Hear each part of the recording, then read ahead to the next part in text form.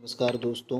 आज हम आपके सामने यहाँ पर सामान्य हिंदी से संबंधित कुछ चुनिंदा प्रश्न लेकर आए हैं।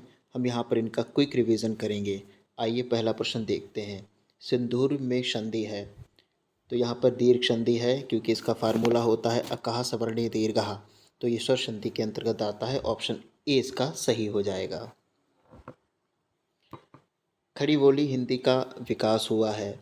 मागधी अपभ्रंश से, शौर्षणीय अपभ्रंश से, अर्धमागधी अपभ्रंश से या पैसाची अपभ्रंश से। ऑप्शन सी सही है, शौर्षेनी अपभ्रंश से। गांधी को राष्ट्रपिता कहा गया है। वाक्य में संज्ञा किस से किस रूप में परिवर्तित हो रही है, तो यहाँ पर बी ऑप्शन सही है। जातिवाचक से व्यक्तिवाचक के रूप में संज्ञा यहाँ पर परिवर्तित हो रही है। स्रा एक संयुक्त व्यंजन है, इसमें किन दो वर्णों को सम्मिलित किया गया है। ऑप्शन सी सही हो जाएगा, आधा शाह जिसे हम तालुबी शाह कहते हैं और रा, इसके योग से स्रा बन जाएगा। रमेश की पुस्तक पुरानी है, इस वाक्य में पुस्तक शब्द क्या है। पुस्तक विशेष्य हो जाएगा, क्रिया विशेषण गलत है, विशेषण भी गलत है, सर्वनाम भी गलत है। पुस्तक संज्ञा है, लेकिन यहाँ पर पुरानी जो है वो विशेषण है, तो यहाँ पर विशेष्य हो जाएगा, यानी 5 का ए सही हो जाएगा। मेरे घर से आपका घर 5 किलोमीटर दूर है, इस वाक्य में घर से में कौन सा कारक है। इसका ऑप्शन डी सही है, अपादान कारक है। कर्म नहीं होगा यहाँ पर, संबंध भी नहीं है, करण भी नहीं है। जहाँ पर से आया हो, जहाँ पर वाक्य में से आया हो और जहाँ पर दूरी या अलगाव का भाव प्रकट हो, वहाँ पर अपादान कारक होता है। निम्नलिखित प्रश्न में 4 विकल्पों में से दिए गए वाक्य का सही काल वाला विकल्प पहचानिए। दीपा पौधों को पानी दे रही थी, यहाँ पर अपूर्ण भूतकाल है।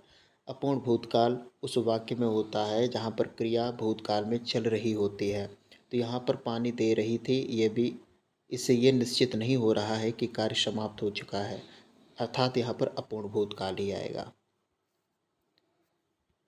वह पढ़ता है लेकिन बात भी बहुत करता है, अव्यय है। यहाँ पर रेखांकित शब्द को बताना था, क्या है, अव्यय है।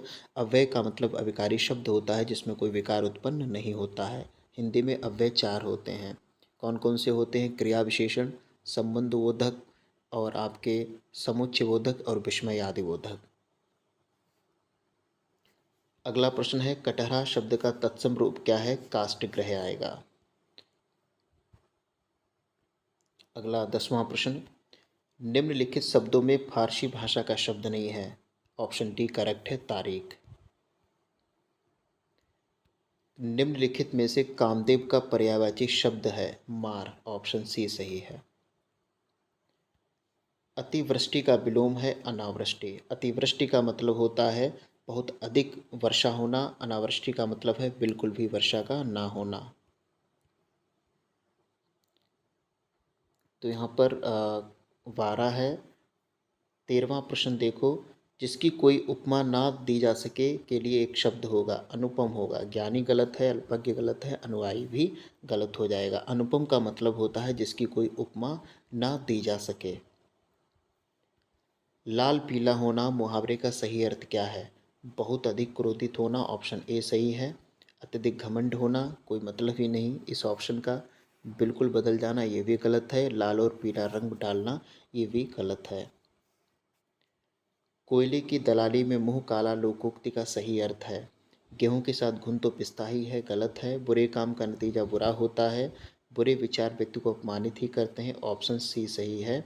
बुरी संगति में कलंक लगता है। कोयले की दलाली में मुंह काला का मतलब है बुरी संगति में कलंक लगता है, इसलिए जो विद्वान लोग होते हैं वो बुरी संगति से बचते रहते हैं।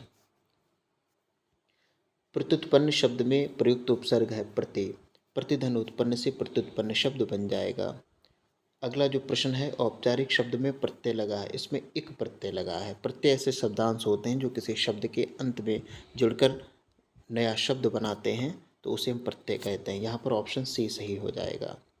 अगला जो 18वां प्रश्न है, संग्रहालय का सही शब्द विच्छेद आएगा, इसमें डी ऑप्शन सही है। सम धन ग्रह धन आलय, संग्रहालय बनेगा।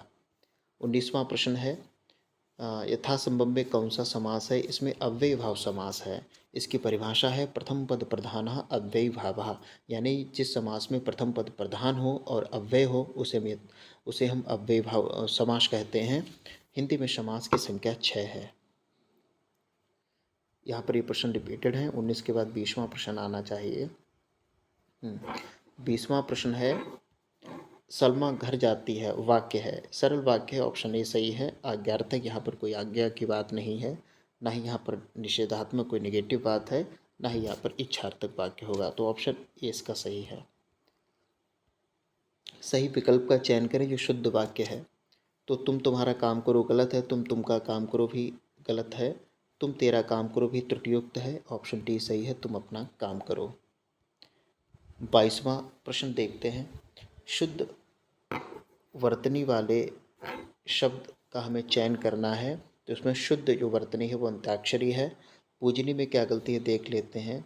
पूजनी को ऐसे सही लिखा जाएगा, पूरा जा बनेगा पूजनीय। और तदुपरांत को कैसे लिखेंगे? तदुपरांत में ओ के स्थान पर छोटा ऊ की मात्रा लगेगी। इस तरीके से हम तदुपरांत लिखेंगे। और कवित्री को हम इस तरीके से शुद्ध रूप में हम ऐसे लिखेंगे कवित्री। तो यहाँ पर ऑप्शन ए सही है। अगला जो 23वां प्रश्न है, इसमें 23 का जो प्रश्न है, भारतीय गांव के और करना होगा, इनके बीच में ये जो वाक्यांश दिए हैं हमें इनका क्रम सही करना है, जिससे कि एक मीनिंगफुल सेंटेंस फॉर्म हो जाए। तो इसका जो सही आएगा वो आएगा ऑप्शन बी, यानी यारा राया लावा, ऑप्शन बी सही है इसका। रा, य, ल और वा। ठीक है, देख लेते हैं कैसे सही है। वाक्य है भारतीय गांव के, रा सुधार के लिए, य अभी भारत सरकार को, ला और राज्य सरकारों को, वाह बहुत प्रयत्न फिर अंत में चेक करना होगा। तो ये इसका सीक्वेंस बनेगा। अगला प्रश्न देखते हैं, प्रश्न नंबर 24। भीवत्स रस का स्थायी भाव क्या होगा? जुगुप्सा होगा। ठीक है, भीवत्स रस का स्थायी भाव जुगुप्सा है।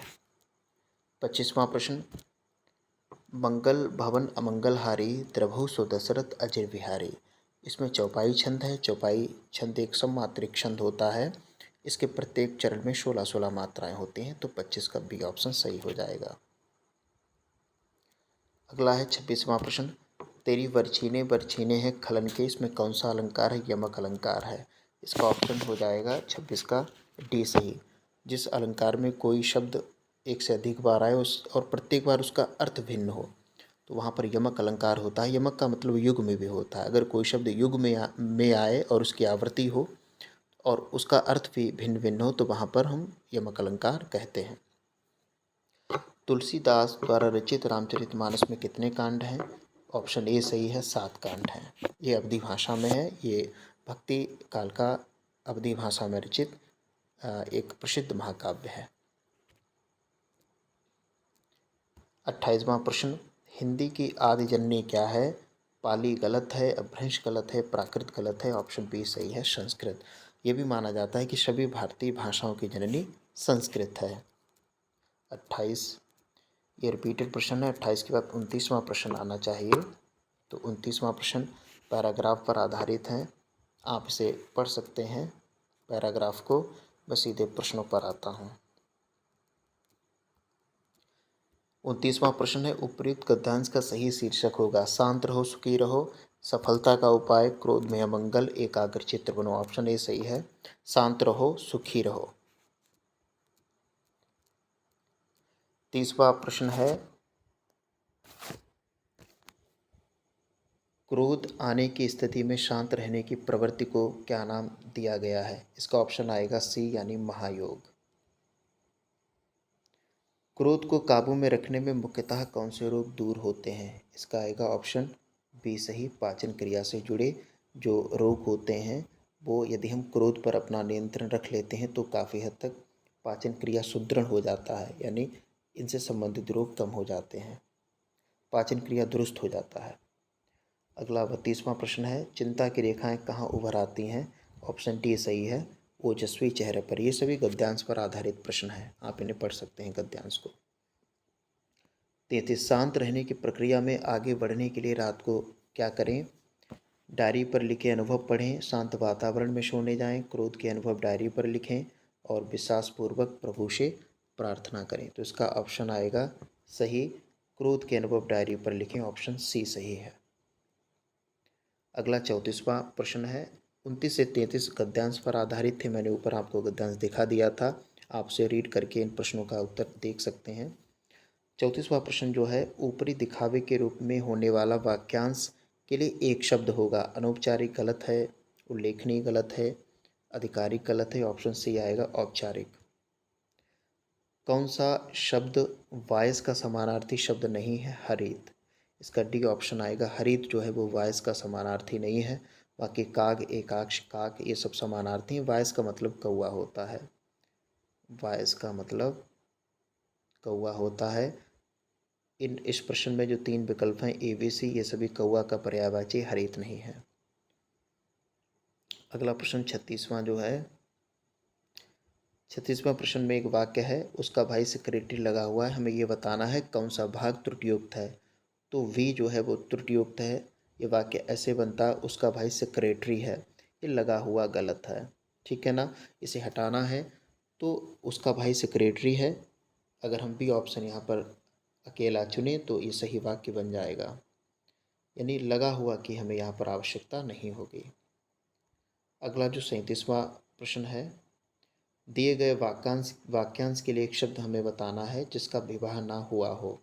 तो जिसका विवाह ना हुआ हो उसे हम कहते हैं अपरिणित, यानी जिसका विवाह नहीं हुआ हो ऐसे युवा को हम कहेंगे अपरिणित। तो ये आज के 37 प्रश्न थे जो हिंदी व्याकरण से संबंधित हैं। जो भी यूपीएसआई, यूपीपी या रेलवे या जो भी जीडी, एसएससी जो भी वनडे एग्ज़ाम है जहाँ पर हिंदी व्याकरण पूछी जाती है, यहाँ पर हमने ये मोस्ट इम्पॉर्टेंट क्वेश्चंस आपको कराए हैं। क्विक रिवीजन यानी बहुत ही तीव्र गति से मैंने सिर्फ बिना किसी देरी के टाइम लिए मैंने बहुत ही कम समय में आपको 37 प्रश्न कराए हैं, सीधे ऑप्शन बताए हैं और जो बेसिक कंसेप्ट थी वो भी समझाया है। उम्मीद है आपको वीडियो पसंद आया होगा। यदि अच्छा लगा हो तो आनंद नॉलेज ओशन को आप लाइक करें, सब्सक्राइब करें। मिलते हैं अगले वीडियो में। थैंक यू, धन्यवाद, जय हिंद।